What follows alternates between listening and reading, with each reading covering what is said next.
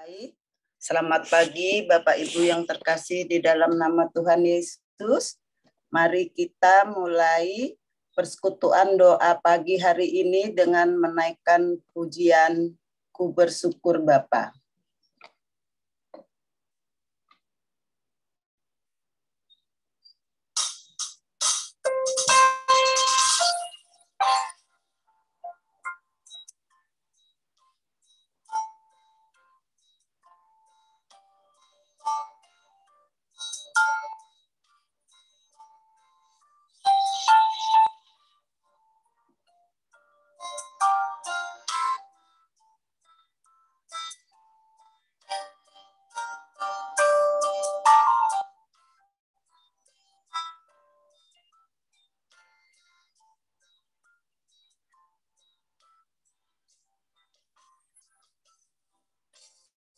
Banyak yang Kau perbuat di dalam hidupku, rancangan indahmu terjadi di hidupku. Bapa yang mengerti segala yang ku perlu, kasih-Mu sempurna nyata dalam hidupku. Ku bersyukur Bapa, ku bersyukur Tuhan, buat kasih setia-Mu di dalam hidupku. Syukur, ku bersyukur Bapa, ku bersyukur Tuhan, buat kasih setia-Mu di dalam hidupku. Ku bersyukur Tuhan.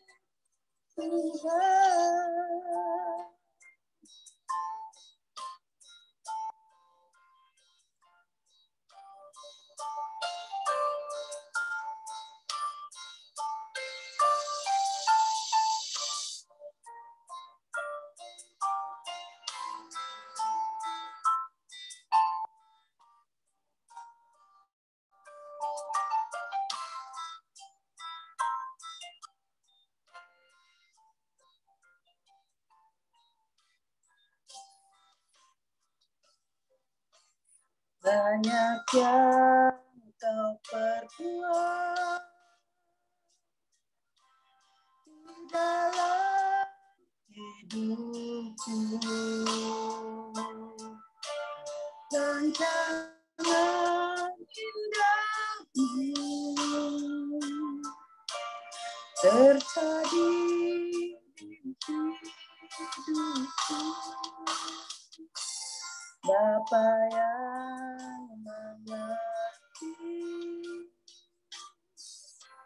segala yang ku perlu, kasih-Mu sempurna nyata dalam hidupku. Ku bersyukur Bapa, ku bersyukur Tuhan, buat kasih setia-Mu di dalam hidupku. Bersyukur, ku bersyukur Bapa, ku bersyukur Tuhan buat kasih setiamu di dalam hidupku. Ku bersyukur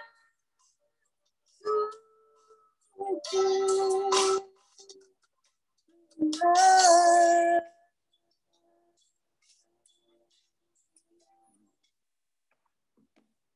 Mari kita tundukkan kepala, kita berdoa. Tuhan, kami datang di hadapan-Mu pada pagi hari ini, hendak mengucap syukur dan terima kasih kepadamu buat apa yang sudah Tuhan berikan di dalam kehidupan kami hari lepas hari. Tuhan memimpin kami, Tuhan menyertai kami, Tuhan melindungi kami. Kami bersyukur ya Tuhan, kami boleh dapat tidur dengan nyenyak, bangun dalam keadaan sehat walafiat ya Tuhan, sehingga kami boleh dapat memuji dan memuliakan nama-Mu Tuhan. Terima kasih ya Tuhan, berkati doa pagi hari ini, persiapan puji-pujian kami, doa-doa syafaat kami, terlebih kami juga sebentar akan mendengarkan kebenaran firman Tuhan. Biarlah apa yang telah dipersiapkan oleh Saudara Niko, firman Tuhan ini kami dengar dengan baik ya Tuhan, sehingga kami dapat melakukannya dalam kehidupan kami lepas hari dan dapat merubah hidup kami dari yang tidak baik menjadi lebih baik lagi dalam kehidupan hari lepas hari. Terima kasih ya Tuhan, beracaralah pada pagi hari ini, kami siap mendengar. Terima kasih Tuhan, kami serahkan seluruh doa kami yang jauh dari sempurna, yang kami naikkan panjatkan hanya ke dalam tangan-Mu. Haleluya, amin. Sebelum kita mendengarkan firman Tuhan, kita naikkan pujian Kami Perlu Kau Tuhan.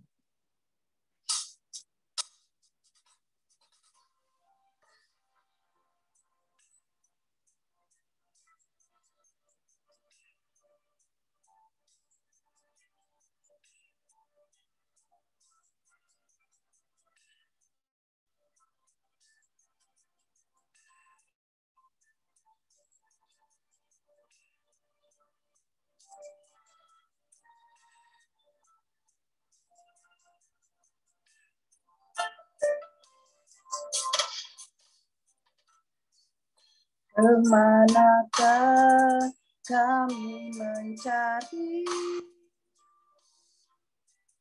kasih sejati? Kemanakah kami berseru saat badai datang menderu? Yang kami tahu hanya Kau yang mampu pulihkan segala sesuatu. Kemanakah kami mencari kasih sejati? Kemanakah kami berseru saat badai datang menderu? Yang kami tahu hanya Kau yang mampu pulihkan segala sesuatu. Kami perlukan ajaib-Mu, kami butuhkan sentuhan tangan-Mu.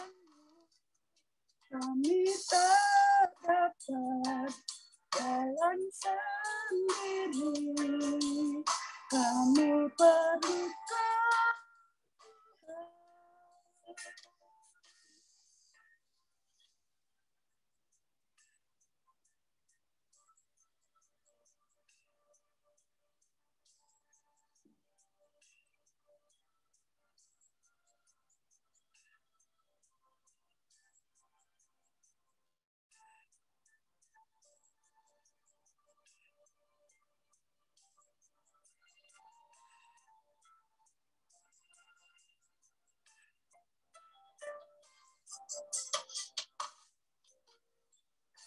Kemanakah kami mencari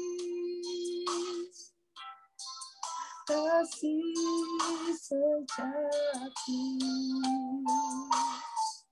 Kemanakah kami berseru saat badai datang menderu? Yang kami tahu hanya Kau yang mampu pulihkan segala sesuatu. Kami perlukan keajaiban-Mu. Kami butuhkan sentuhan tangan-Mu. Kami tak dapat jalan sendiri. Kami perlukan Tuhan. Kami perlukan keajaiban-Mu. Kami butuh sentuhan tangan-Mu. Kami tak dapat jalan sendiri. Kami perlukan Tuhan. Kami perlukan Tuhan.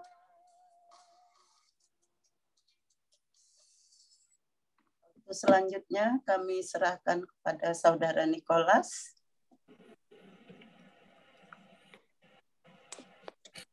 Terima kasih Bu Niyati. Mari sebelum kita merenungkan firman Tuhan, kita mempersiapkan hati kita dengan berdoa. Mari kita berdoa Bapak Ibu Saudara. Tuhan, terima kasih untuk pagi hari ini kami boleh kembali bersekutu bersama dalam persekutuan doa pagi ini. Kami akan bersama-sama mendengarkan firman Tuhan. Kiranya Tuhan boleh bimbing setiap kami agar kami boleh mengerti, memahami firman Tuhan yang akan kami sama-sama renungkan ini, dan terlebih kami boleh melakukan di dalam kehidupan setiap kami. Terima kasih ya Bapak. Di dalam nama Tuhan Yesus kami sudah berdoa. Amin. Ya, shalom, selamat pagi Bapak Ibu Saudara. Pagi hari ini saya tertarik untuk membagikan satu tema firman Tuhan. Ini satu firman Tuhan yang saya dulu pernah bagikan ke teman-teman youth waktu Valentine juga. Karena ini kan kita udah masuk bulan Februari ya Bapak Ibu ya. Oke, sebentar. Nah, kita udah masuk di bulan Februari. Saya mau ajak kita untuk merenungkan tentang satu tema, yaitu move on. Nah, Bapak Ibu mungkin ada yang mengerti, ada yang bingung ya. Apa sih yang dimaksud dengan move on ini? Ini saya buka dulu.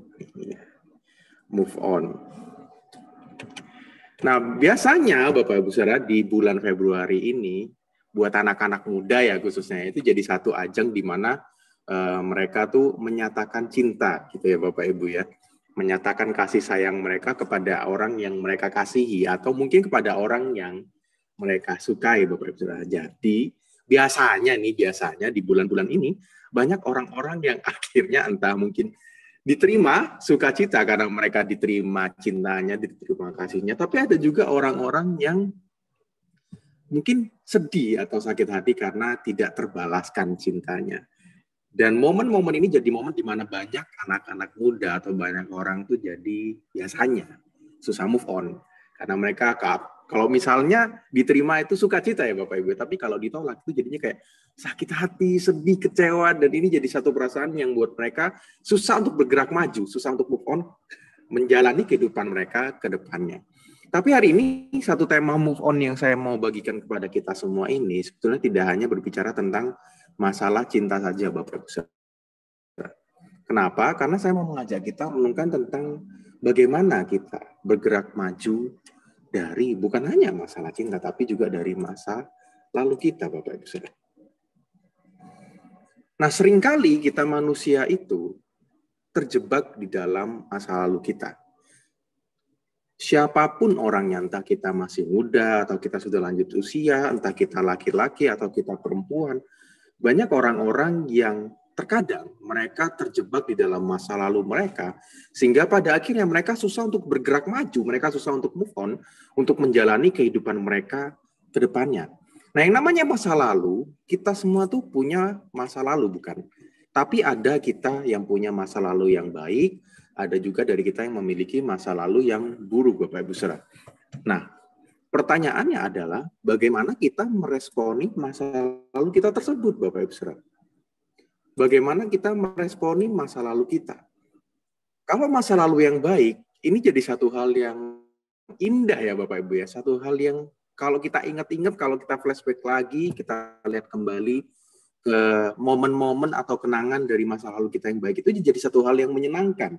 Satu hal yang membuat kita bersuka cita, berbahagia, karena kita bisa kembali melihat mungkin bagaimana Tuhan memimpin, bagaimana Tuhan menyertai perjalanan hidup kita. Tapi bagaimana dengan masa lalu kita yang buruk? Ketika kita mengingat-ingat atau ketika kita flashback, mengingat kembali momen-momen kenangan di dalam masa lalu yang buruk itu, seringkali itu jadi satu hal yang tidak mengenakan. Bahkan ada beberapa orang yang mereka seakan-akan terjebak di dalam masa lalu mereka yang buruk ini. Sehingga ketika mereka melakukan sesuatu, ketika mereka menjalani hari-hari mereka tidak bisa move on, mereka tidak bisa bergerak maju dari masa lalu yang buruk itu. Mereka merasa bahwa, oh, aku sudah gagal, mungkin seperti itu. Oh, masa lalu yang buruk ini sudah merusak semua hidupku, seluruh hidupku, atau seluruh masa depanku. Ada orang-orang yang merasa seperti itu, Bapak Ibu Saudara. Nah, pertanyaannya, kenapa kita susah move on dari masa lalu kita tersebut? Kalau kita susah move on dari masa lalu yang baik itu nggak apa-apa Bapak Ibu Saudara, karena masa lalu yang baik membantu kita untuk kembali mengingat bagaimana Tuhan yang selalu memimpin menyertai kita. Tapi kalau kita susah move on dari masa lalu yang buruk, ini jadi satu hal yang berbahaya Bapak Ibu Saudara. Karena bisa jadi kita akan susah menjalani kehidupan kita ke depannya, karena kita terlalu terjebak dengan masa lalu kita tersebut. Nah, ada orang yang mengatakan begini Bapak Ibu Saudara, ada yang mengatakan bahwa diri kita di saat ini adalah hasil kumpulan dari masa lalu kita. Jadi diri kita saat ini adalah hasil dari masa lalu kita. Kalau masa lalu kita adalah masa lalu yang banyak sekali kenangan buruk, momen-momen yang buruk, nggak heran mungkin kalau diri kita di zaman ini sering stres, sering kepikiran, atau bahkan ada orang-orang yang depresi. Nah, ada orang yang mengatakan demikian. Tapi apakah benar, Bapak Saudara? Kenyataannya banyak orang-orang yang mempercayai satu pernyataan ini, satu statement ini. Kalau Bapak Ibu tahu ya, di negara Jepang, Bapak Ibu Saudara, ada satu fenomena.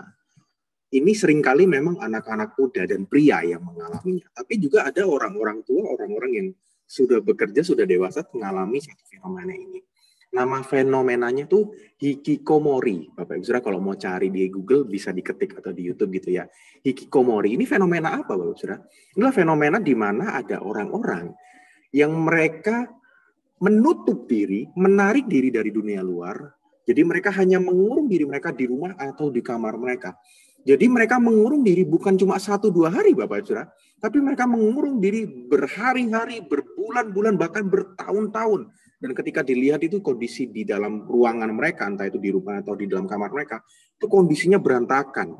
Karena biasanya orang yang hikikomori tadi atau menutup diri itu, mereka nggak mau berinteraksi dengan dunia luar, mereka nggak mau berinteraksi dengan orang-orang lain, mereka cuma mau menutup diri dan biasanya mereka di kamar tuh cuma buka komputer, buka laptop, dan mereka hidupnya hanya secara melalui dunia maya. Nah, ketika dicari tahu kenapa banyak orang-orang yang mengalami fenomena hikikomori ini atau memutuskan untuk menutup diri, beberapa orang yang diselidiki itu mereka merasa bahwa mereka tuh sudah capek, mereka sudah muak dengan dunia luar. Karena ketika dilihat ternyata ada beberapa orang yang dulunya mungkin ketika ada anak-anak muda yang ketika di SMA atau di SMA-nya ketika di sekolah mereka dibully Bapak Ibu Saudara oleh teman-teman mereka. Ada juga orang-orang dewasa yang mereka mungkin merasa lelah dengan pekerjaan mereka karena di negara Jepang yang kita tahu itu pekerjaannya tuh sangat padat dan tuntutan pekerjaannya itu sangat tinggi Bapak Ibu Saudara, sehingga banyak orang-orang yang karena pekerjaan ini terlalu berat, mereka sampai stres dan angka bunuh diri di Jepang itu cukup tinggi, Bapak Ibu. Jadi ada juga orang-orang dewasa yang memutuskan untuk menutup diri atau hikikomori tadi, karena mereka merasa mereka capek dengan dunia luar, mereka capek berurusan dengan orang-orang lain di luar sana. Nah sebenarnya tapi kalau kita lihat lebih jauh, apa yang menjadi akar permasalahan mereka adalah mereka tidak bisa lepas. Mereka masih terkekang, mereka masih terbelenggu dengan masa lalu mereka. Dengan mungkin kenangan-kenangan buruk, perlakuan-perlakuan buruk, momen-momen buruk yang mereka pernah alami dari perlakuan orang lain. Karena mereka terkekang, terbelenggu oleh masa lalu mereka. Sehingga akhirnya mereka memutuskan untuk hikikomori atau menutup diri dan tidak mau berinteraksi dengan dunia luar, Bapak Ibu. Nah, sadar atau tidak sadar Bapak Ibu, banyak dari kita, orang-orang Kristen atau umat Tuhan, yang juga masih hidup terbelenggu oleh masa lalu kita. Sadar atau tidak sadar. Banyak dari kita yang masih hidup terbelenggu oleh masa lalu kita. Kalau Bapak Ibu mungkin merasa sampai saat ini ada satu hal yang mengganjal, ada satu hal yang selalu membuat kepikiran dari masa lalu Bapak Ibu Saudara. Dan seringkali ini notabene adalah masa lalu yang buruk atau kenangan-kenangan yang buruk. Dan ini jadi satu hal yang mengganjal, mengganggu pikiran kita sehingga kita jadi susah untuk menjalani kehidupan kita ke depannya. Kemungkinan besar kita juga masih terbelenggu oleh masa lalu kita ini Bapak Ibu Saudara. Tapi benarkah pernyataan tadi yang mengatakan bahwa diri kita di saat ini adalah kumpulan, adalah hasil dari masa lalu kita? Benarkah demikian Bapak Ibu? Sebenarnya jawabannya tidak Bapak Ibu. Karena firman Tuhan tidak berkata demikian. Nah, saya mau mengajak kita semua untuk membaca dari Filipi pasal 3 ayat yang ke-13 sampai 14. Filipi pasal 3 ayat 13 sampai ayat 14. Ini adalah satu bagian firman Tuhan yang ditulis oleh Rasul Paulus kepada jemaat di Filipi, Bapak Ibu. Saya akan membacakannya bagi kita semua. Filipi pasal 3 ayat yang ke-13 sampai 14. Firman Tuhan berkata demikian. Saudara-saudara, aku sendiri tidak menganggap bahwa aku telah menangkapnya. Tetapi inilah yang kulakukan. Aku melupakan apa yang telah di belakangku dan mengarahkan diri kepada apa yang di hadapanku, dan berlari-lari kepada tujuan untuk memperoleh hadiah, yaitu panggilan surgawi dari Allah dalam Kristus Yesus. Bapak Saudara, ini adalah satu perkataan yang dikatakan sendiri oleh Rasul Paulus kepada jemaat di Filipi. Waktu kita baca dan kita dengar ya apa yang menjadi perkataan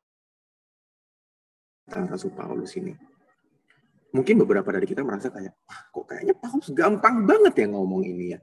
Kok kayaknya Paulus gampang banget mengatakan, aku melupakan apa yang telah di belakangku dan mengarahkan diri apa yang ada di hadapanku. Dan berlari kepada tujuan untuk memperoleh hadiah. Kalau kita dengar, kalau kita baca perkataan Paulus ini, kesannya kayak Paulus tuh mengatakan dengan gampang gitu ya Bapak Ibu. Mungkin kalau ada kita yang membaca gitu, ada beberapa orang yang mungkin merasa, kok ini kayaknya Paulus terkesan rada sombong, rada arogan seperti itu Bapak Ibu. Tapi benarkah demikian Bapak Ibu? Nah Bapak Ibu, kalau kita kembali melihat bagaimana jejak perjalanan hidup Paulus, Paulus juga punya masa lalu bukan Bapak Ibu Saudara? Dan Paulus juga punya masa lalu yang baik, serta juga masa lalu yang buruk. Nah masa lalu yang baik adalah, dulu sebelum Paulus mengenal Kristus, sebetulnya secara orang Yahudi, Paulus itu adalah seorang yang baik. Dia adalah seorang Farisi yang taat, dia sangat mentaati Taurat Tuhan. Bahkan karena ketaatannya ini kepada Taurat, ketika dia lihat orang-orang Kristen yang pada waktu itu dianggap sesat, dianggap bidat, Paulus itu juga ikut membela agama yang dia pikir itu benar, yaitu agamanya sendiri, agama Yahudi. Bahkan dia ikut menganiaya orang-orang Kristen karena mereka merasa ini orang Kristen, ini adalah orang sesat. Kalau dibiarkan mereka akan semakin merusak agama Yahudi, Bapak Ibu Saudara. Nah, karena itulah Paulus ikut serta bahkan menganiaya orang-orang Kristen pada waktu itu. Dan bahkan pada waktu Stefanus dirajam batu, Paulus juga jadi salah satu orang yang ikut serta melempar batu dan mungkin juga pada waktu itu ngompor-ngomporin ya orang-orang yang ada di sana untuk merajam Stefanus, Bapak Ibu Saudara. Nah, ini adalah satu hal yang sebetulnya dari sudut pandang orang Yahudi adalah satu masa lalu yang baik bagi Paulus, Bapak Ibu Saudara. Ini adalah satu masa lalu yang mungkin dianggapnya itu satu hal yang baik karena Paulus juga ikut membela imannya, ikut membela agamanya, Bapak Ibu Saudara. Tapi dari sudut pandang orang Kristen, apakah ini satu masa lalu yang baik? Tentu tidak, Bapak Ibu Saudara. Ini adalah satu masa lalu yang buruk bagi Paulus. Karena memang secara Yahudi adalah seorang Farisi yang taat. Tetapi ketika Paulus sudah bertemu dengan Kristus, Paulus sudah bertobat dan mengikut Kristus, dia baru sadar bahwa selama ini dia sudah menjadi penganiaya orang Kristen, Bapak Ibu Saudara.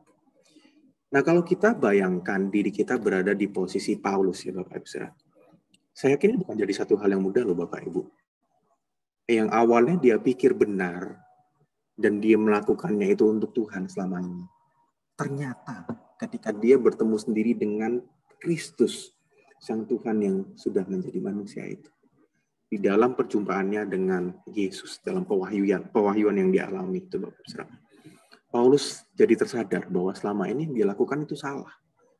Yang dia lakukan bukannya menyenangkan hati Tuhan, tapi dia malah menganiaya umat Tuhan yang sebenarnya. Nah, kalau saya jadi Paulus, Bapak Ibu, ini jadi satu masa lalu yang buruk. Jadi satu kenangan, satu momen yang buruk bagi saya. Karena memang mungkin saya sekarang sudah bertobat. Sekarang saya sudah mengikut Kristus.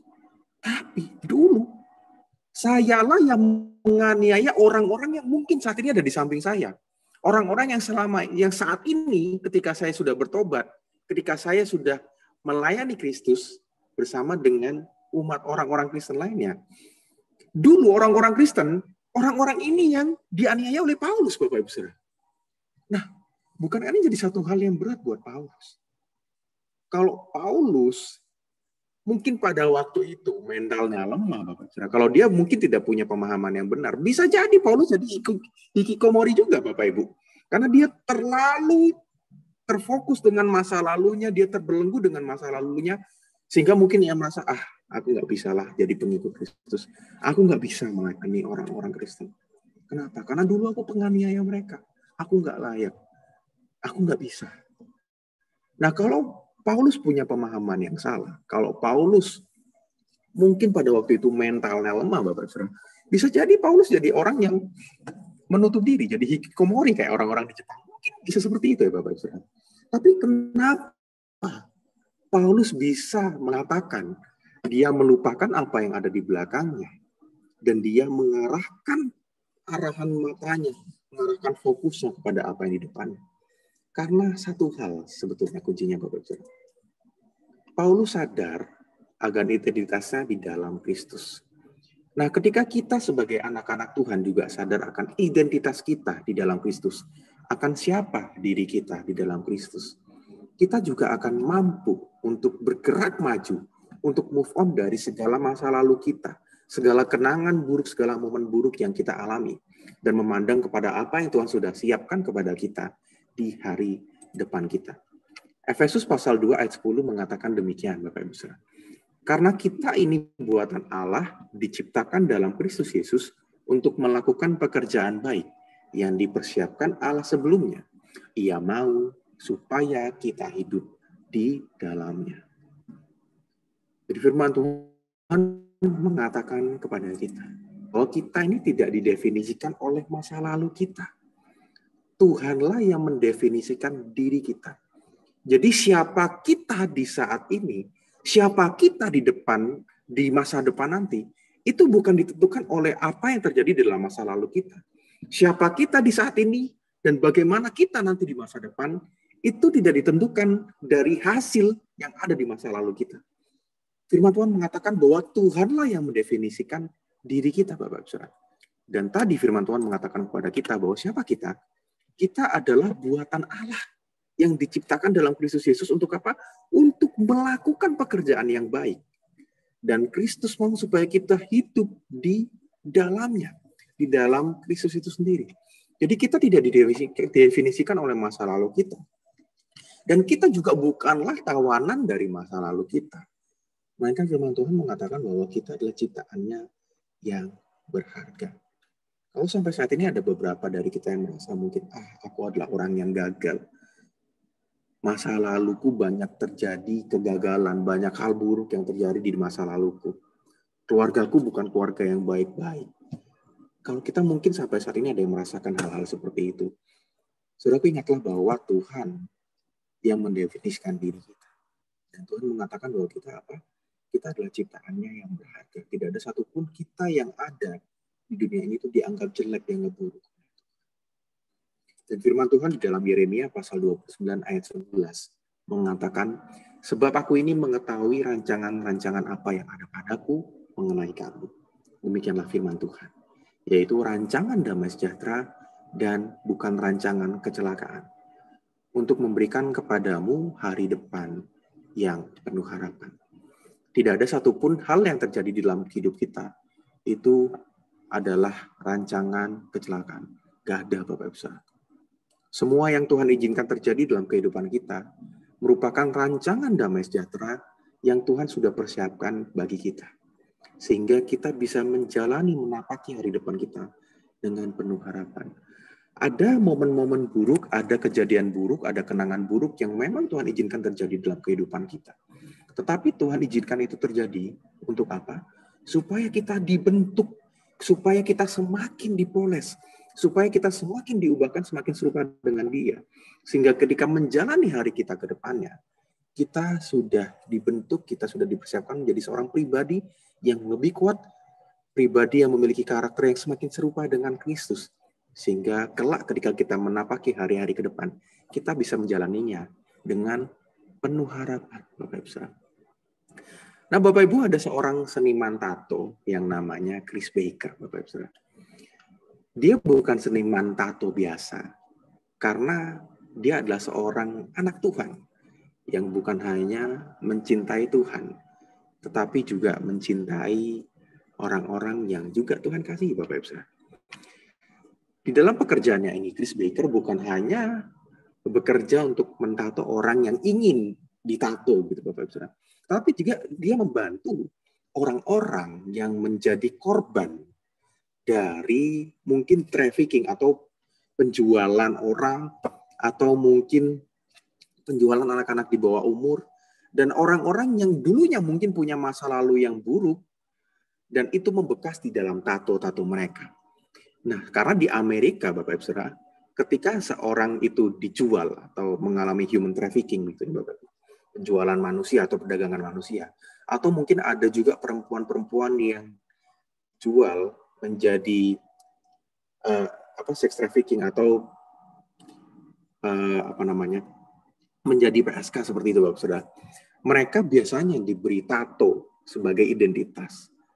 Nah, kita bisa bayangkan ketika seseorang diberi tato yang dia tidak inginkan, dan bahkan ini menjadi sebuah label di mana ketika dia lihat mungkin itu jadi dia kembali mengingat kenangan buruk, masa lalu yang buruk yang ia telah alami ketika ia merasakan hal-hal yang tidak baik tadi. Nah, Chris Baker ini membantu orang-orang tadi untuk mengubah tato-tato mereka yang dulunya mungkin memiliki makna yang buruk. Ketika mereka melihat tato mereka ini jadi satu kenangan yang buruk. Tapi Chris Baker membantu mengubahnya jadi satu hal yang indah. Sehingga ketika mereka melihat, mereka tidak lagi mengingat masa lalu mereka yang buruk. Mereka tidak lagi terjebak, mereka tidak lagi terbelenggu oleh masa lalu yang buruk tersebut.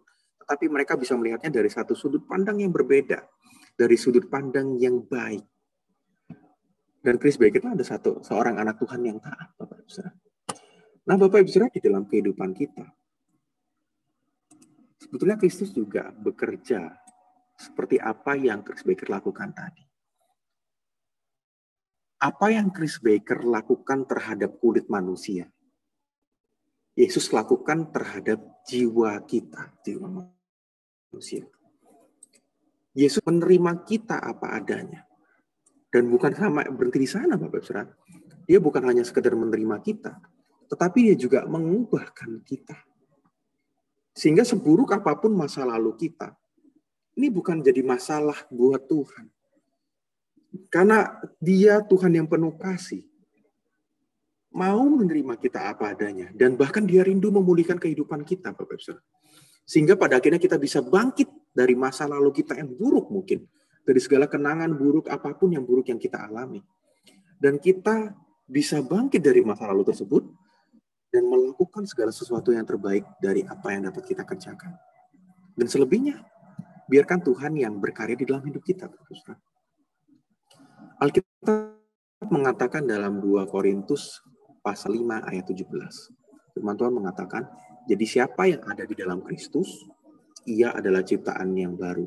Yang lama sudah berlalu, sesungguhnya yang baru sudah datang. Jadi Bapak Saudara, marilah kita mengingat bahwa kita bukanlah tawanan dari masa lalu kita.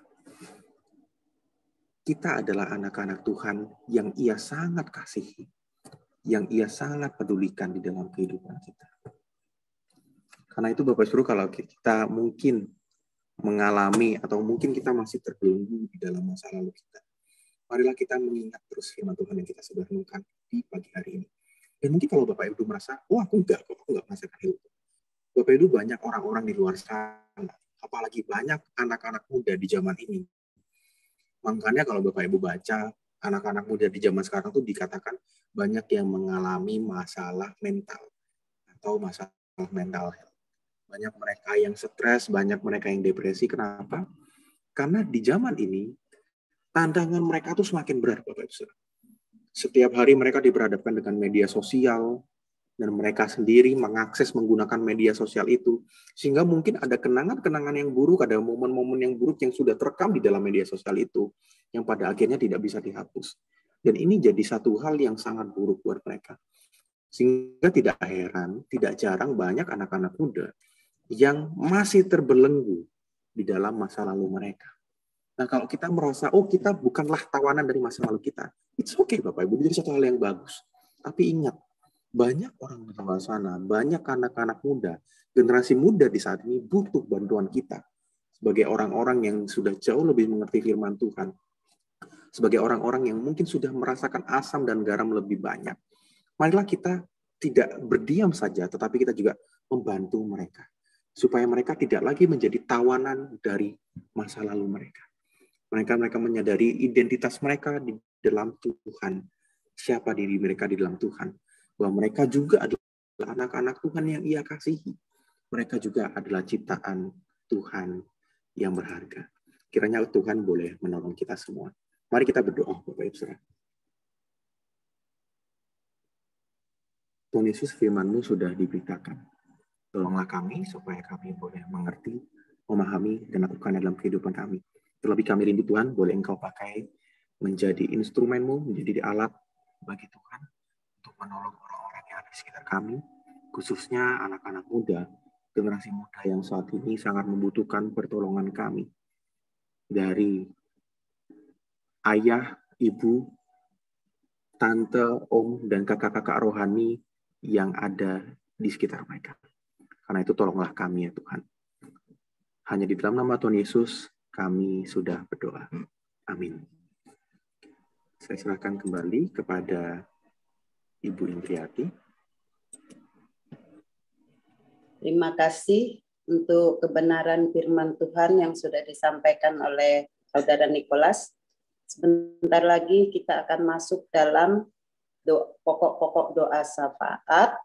Nanti setelah pokok doa syafaat, kami memohon untuk Pak Pendeta Edi yang menutup dalam doa. Sebelum kami silahkan pokok doa yang akan kita naikkan. Bagi Bapak Ibu yang belum mendapatkan pokok doa ini, silahkan mengambil bagian pokok doa yang ada di layar.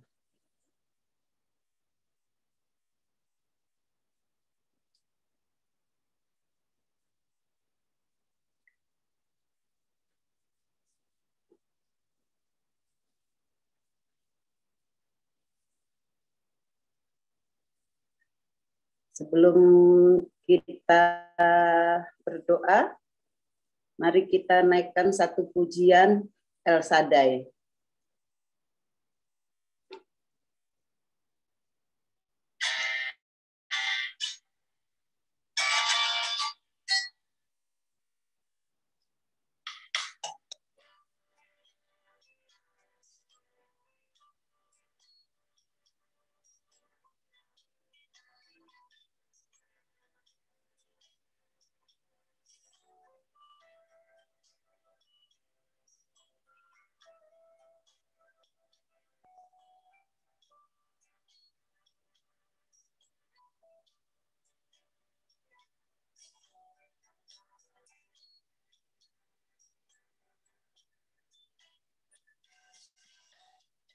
Tak usah takut, Allah jagaku.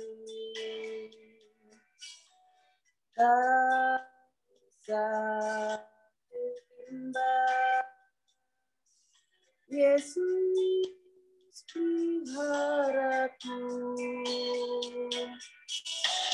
Tak usah susah, Roh Kudus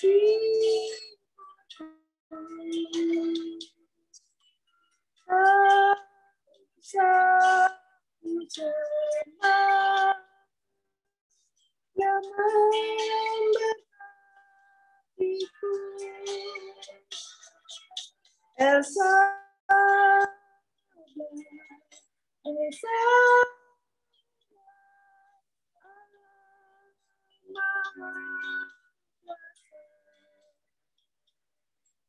dia bersa, dia bersa, Elsa, Elsa,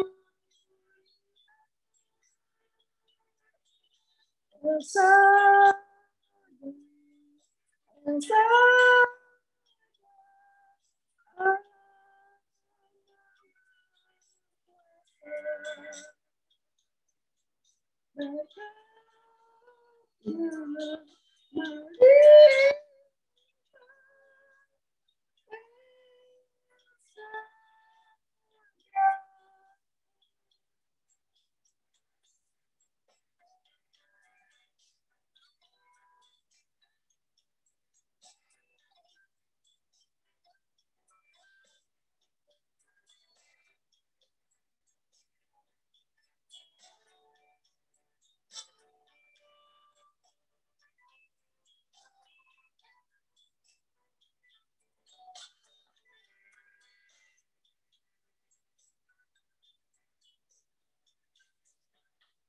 tak usah takut,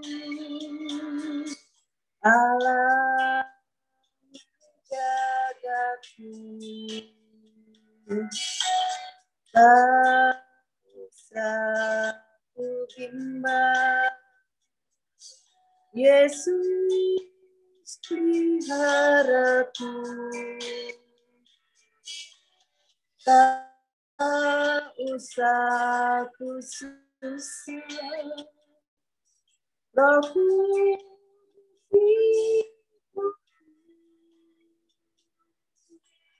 tak usah cemas, yang memberkatiku.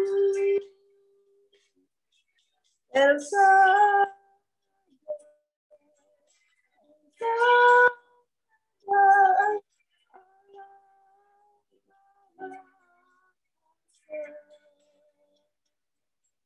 dia bersa, dia bersa,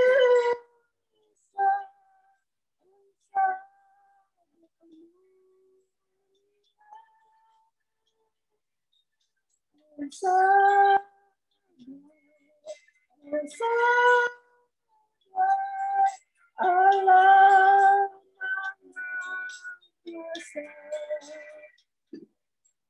berkat melimpah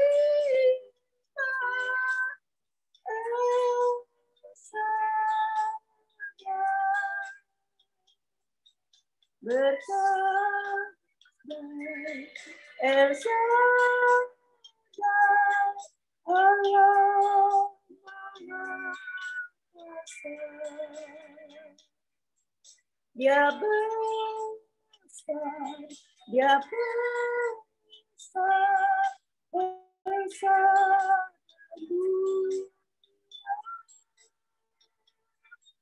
Elsa, Elsa, Allah Maha Kuasa. Berkatnya melimpah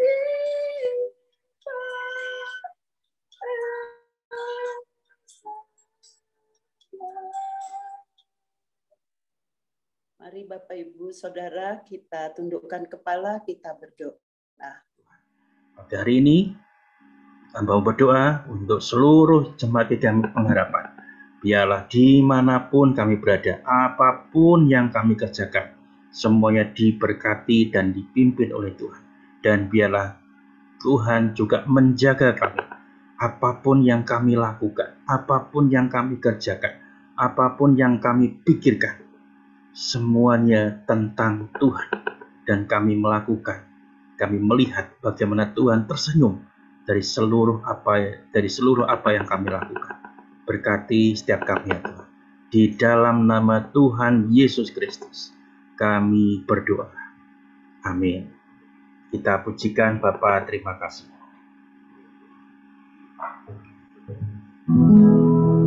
Bapa, terima kasih.